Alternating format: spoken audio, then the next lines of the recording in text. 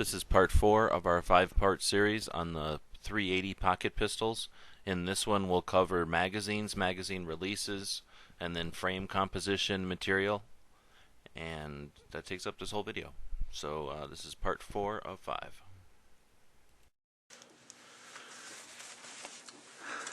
I'm going to take a quick look at the magazines. I'm trying to be a buyer's guide here, let people know the differences. So again, we'll try to keep them all in frame. It's getting to be a little difficult. We'll start with the Ruger. Drop free, easy enough.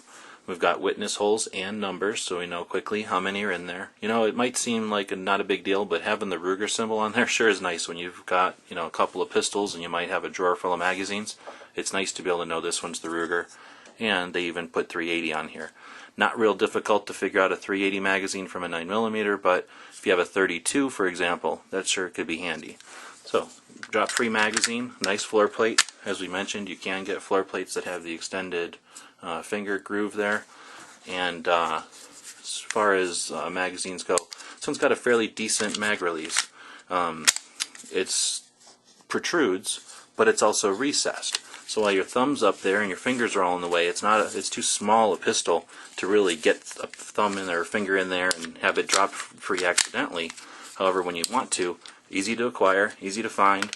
You don't have to shift your hand because it is such a small gun. At least most people I know don't have to shift their hand. So I'd have to give this one big thumbs up on its magazine and magazine function. Since it's so similar, we'll go to the Kel-Tec next. And unfortunately with the Kel-Tec, you know, they were first, so Ruger got to copy them and improve on things that turned out to be weaknesses. So taking a look at the Kel-Tec's magazine, first off, this is one that, you know, has been used, so it may not be exactly the same as some of these others that are new. But we're looking at witness holes on one side, no numbers, no witness holes on the other side, and it says Mech Gear. And it's great, but it's the name of the company that makes the magazines, not the name of the gun or even the insignia of the gun. So again, if we're looking at a drawer full of magazines, this one might be a little tougher to determine that it's for the Kel-Tec until you look at its floor plate and then you've got your Kel-Tec. Again, this one can also use one of these extended finger groove type floor plates or base plates. Drop free for the most part, although these can stick a little. And the magazine release, again at the end of the trigger guard, typical style, don't need to change your hand position or anything. And I'd have to give it, I would have gave it great thumbs up. However, you can see that it does protrude off the frame of the gun, where the Ruger sort of hidden a little bit. So again, Ruger had a chance to see what worked and didn't work with the Kel-Tec, and then, you know, made appropriate changes. I guess next we'll take a look at this Taurus, since it is fairly similar. And again, drop free for sure. A little different shape to the magazine. We're looking at witness holes and numbers on both sides. Pretty handy. Again, the Taurus logo and 380. In fact, it even tells you it's for a PT-738, which is what they call this TCP. Fairly easy to insert. Really can't complain. I'm not the biggest fan of Taurus, but they definitely did well in this magazine. I guess the only issue would be that since it's sort of this weird kind of L, backwards L shape, compared to just the sort of, you know, rectangle shape. If you had this in a mag pouch, the floor plate being weird might be an issue. At least if you're going to try to put two of them into a mag pouch. But, you know, to be honest, you don't really put a 380 magazine into a belt mag pouch for the most part. But if you're putting it into a pocket holster, that might be more of an issue. Let's jump over to the Kahr. Again, one of my favorites out of the group here, and one of the reasons is because of that mag release. When we had a couple to compare, the Kel-Tec and the Kahr won for sure. Again, real easy to drop. You've got witness holes, no numbers, but at least you have witness holes on both sides. It does say Kahr 380, so you know what it's for. And its mag release is substantial. It's very much like a Glock. Again, easy to get to with your knuckle. Don't have to change your finger position. However, it does again protrude where the Ruger kind of one-ups it with the recessed protruding button. So now we've got the Kahr. I guess let's hit this Bersa since we're walking right past it. And a little bit different. Again, a drop-free, witness holes, no numbers. We've got the Bersa with its information there. So not one you're going to lose. I believe they do make these with different floor plates, but don't hold me to that. I'm not a big Bersa guy. Pretty easy to insert. It's a larger pistol. Its button isn't down here where we're used to, but it's not impossible to go up there. My only issue with it being up here is that it's right next to your slide lock or your slide release. So depending on how you operate your pistols, it's kind of right there. So not sure if that's an issue or not, but it's something that I see as potential. Let's see. A little bit older, the Walther PPK, and at least it's not a European style. But we are dealing with a drop-free mag. One witness hole, couple witness holes on this side. It says Walther 9mm Kurtz, just in case you wanted to think of, you thought it was going to be easy. 9mm Kurtz is 380. Kurtz means short. This is a model PPKS. The PP is the model PP. K means Kurtz, and I don't know what S means, I guess short also.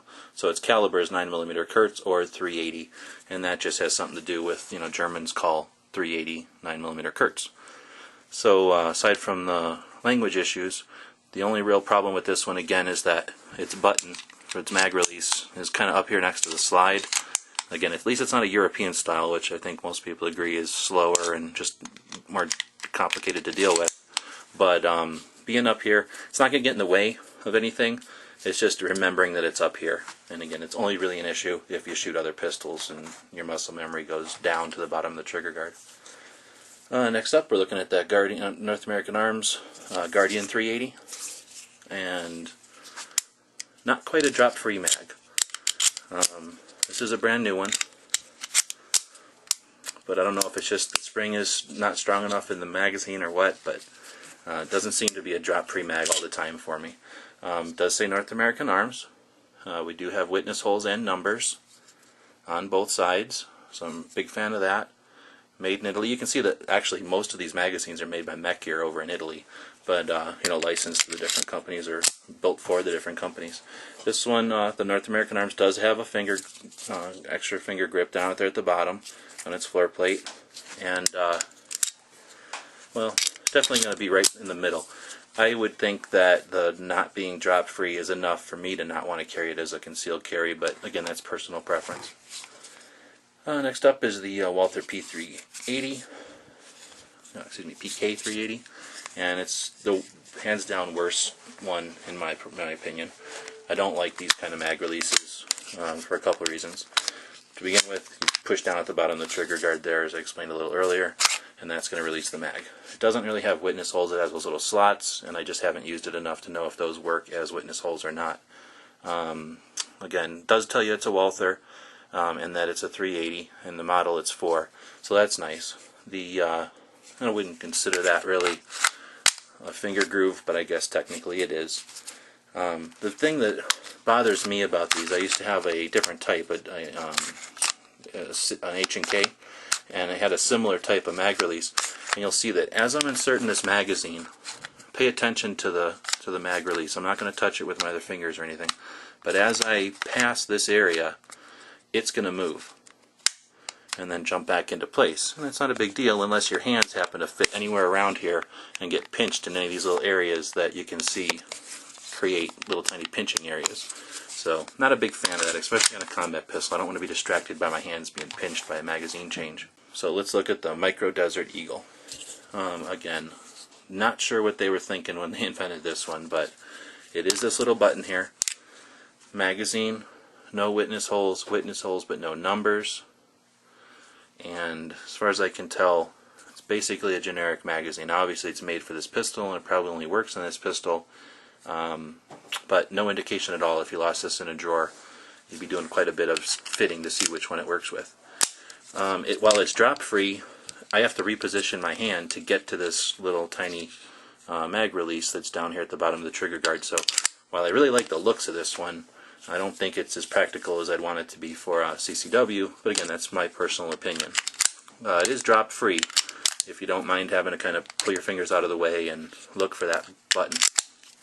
I'm sure they did that so that as it goes into a pocket or something, it doesn't accidentally get clicked, but you can see how it protrudes just a bit from the front there, and that's just, again, it doesn't seem like the best part of its design in my opinion. And then last up we've got the Colt. Nobody can really complain about Colt because Colt is the best firearm on the planet. Just kidding, but it does say Colt 380. We do have some witness holes, but no numbers.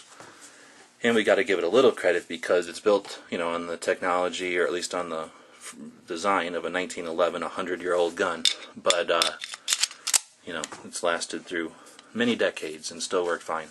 Even though it's small, it's easy to acquire. That mag release, definitely drop-free, and, no real complaints there, although this probably wouldn't be my first choice either. Okay, so that's magazines. And again, I'm pretty sure, I might be wrong, but I'm pretty sure they're all 6-round magazines, single stacks.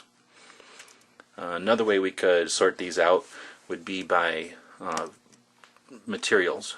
By that I mean we have a polymer Kel-Tec, we have a polymer Taurus, we have a polymer Ruger, we have a polymer Kahr, and then the rest of them are, we have a polymer Walther. The rest of them are some sort of metal. And we've got the aluminum PocketLite. We've got the stainless North American Arms. We have the stainless, I'm assuming it's stainless Micro Eagle. We've got an aluminum and stainless Bersa. And then the steel Walther PPK. So quite a few types of materials here. I suspect they're all going to hold up just about as well as the others, though. Alright, thanks for watching number 4 in our series. We've got one more left, and that one will cover the trigger guards, holster fit, and pocket carry, as well as some accessory options.